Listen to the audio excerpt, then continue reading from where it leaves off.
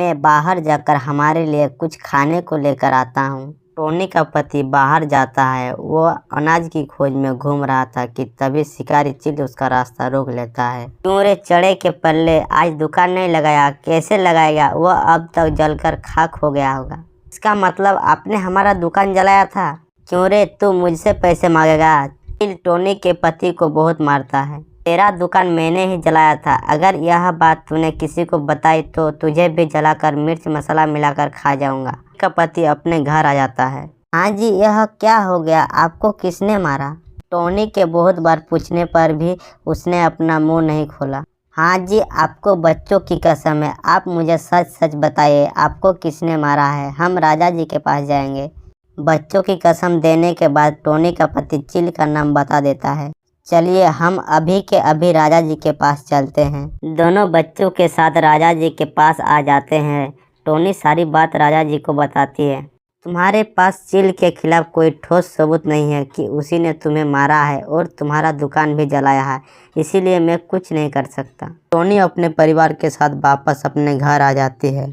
अब हमें इस जंगल में नहीं रहना। टोनी और उसका परिवार रातों रात जंगल छोड़ देता है। ओ जी, सुनते हो, आज मेरी तबीयत थोड़ी खराब है। हमारे जंगल में जो स्कूल है उसके बाहर टोनी नाम के चिड़िया का नारियल पानी का दुकान है, वहाँ जाकर मेरे लिए नारियल पानी लेकर आओ। वैसे तो मैं ही हर 2 दिन में एक बार जाता, लेकिन आज मेरे पंख बहुत दर्द कर रहे हैं। चील के पत्नी के ऐसा कहते ही वो सोच में पड़ जाता है। ओ जी, क्या हुआ आपको? जाते हो या नहीं?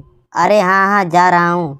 चील बाहर आ जाता है। अरे यह तो बहुत बड़ा लोचा हो गया, अब मैं क्या करूं? चील के बहुत खोजने के बाद उसे एक नारियल का पेड़ दिखाई देता है। वो एक नारियल तोड़ लेता है और अपने घर वापस आ जाता है। अरे ये कैसा नारियल लेकर आए? इसे तोड़कर नहीं ला सकते थे? अरे भगवान, टोनी के दुकान पर बहुत भीड़ थी, इसीलिए मैं ऐसे ही लेकर आ गया। मम्मी पापा झूठ बोल रहे हैं, यह नारियल पानी पापा कहीं और से लेकर आए हैं। क्या तू ऐसा क्यों कह रहा है बेटा?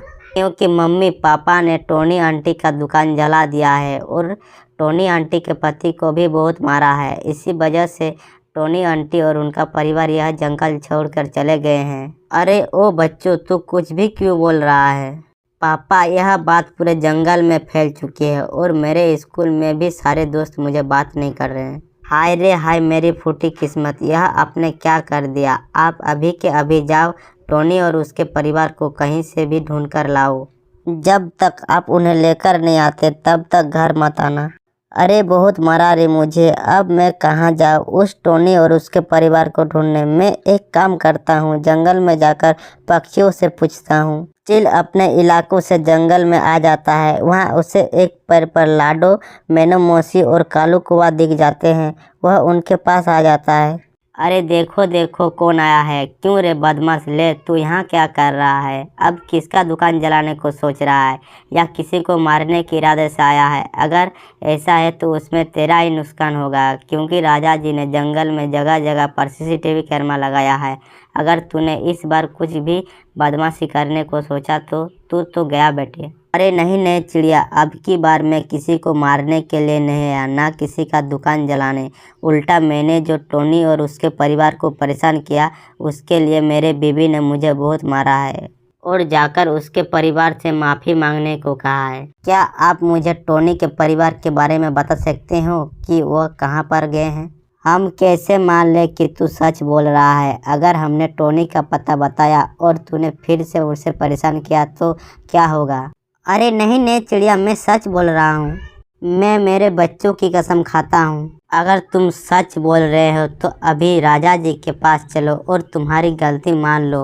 हाँ ठीक है, चलो। सारे राजा जी के पास आ जाते हैं। लो अपनी गलती राजा जी के सामने मान लेता है। तुमने तुम्हारी गलती मान ली और सज़ा के तौर पर तुम्हें टोनी और उसके परिवार से माफ़ी मांगना और उसका दुकान फिर से बनाकर देना सज़ा सुनाता हूँ। चलो हम सब मिलकर टोनी के परिवार के पास जाते हैं और उन्हें लेकर आते हैं। टोनी अपने परिवार के साथ अपने मायके गई हुई थी। सब वहां पर आ जाते हैं। चील टोनी और उसके परिवार से माफ़ी मांगते हैं। सब उन्हें लेकर जंगल वापस आ जाते हैं। दूसरे दिन चील टोनी का दुकान फिर से बना देता है।